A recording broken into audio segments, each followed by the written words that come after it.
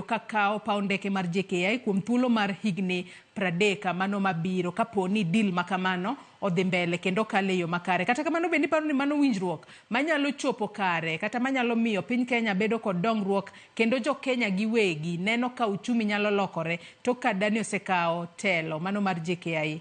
Evans. Erokamano ahinya. Ing'eni jo Kenya mang'eny ok osebedo ka nyalo separate gimiluongo ni KQ gi JKIA. Omiyo ka asewinjo ka jowete na wacho ni JKIA osebedo ka make losses, apani o refer to KQ, ok JKIA. JKIA ni under KAA. KAA is one of the most profitable parastatals mag sirikal.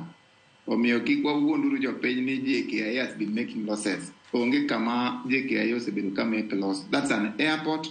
Opogore gi KQ, which is an airline.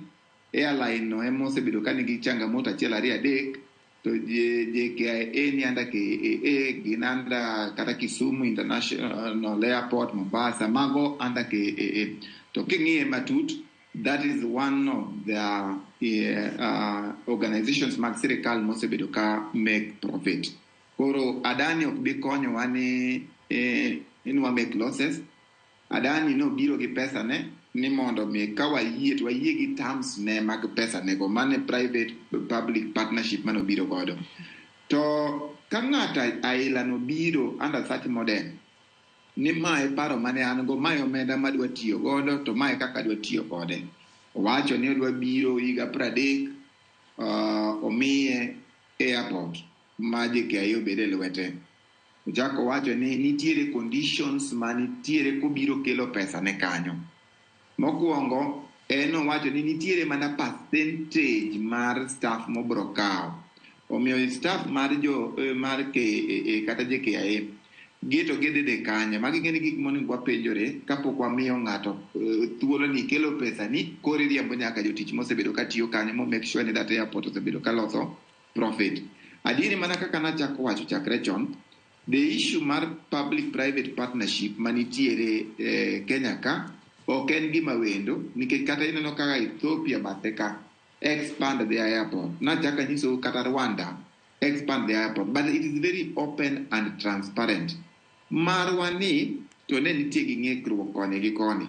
Omiyo an kaka sani anyalo wacho ni because of the knowledge and finance man go matin, onge gima Adani kelo mawendo momiyo wanyalo hand over that institution mosebedo ka make profit to Adani. The only thing kata pesa ma Adani wacho cha, we are running almost a 4 trillion budget. Adani dwa kelo pesa ne moro around 200 billion. Wayie gi pesa mar Adani to amiye terms wa. Ok ni Adani ema miyo wa terms gi momiyo ka one of the institutions maloso ohala ne Kenya. Mar ariyo, ing'eni seche mwa support mano. What about those families manyo tiyo KAA? Ma Adani to nowacho ni there is a threshold mana monyalo kawo. To nyalo kawo kendo nondike proposal mar ni on a priority basis. Ene mong'iyo. Kopo ni ija finance to ng'ata ja Hindi tiya e piny Kenya ka, kati jaluo.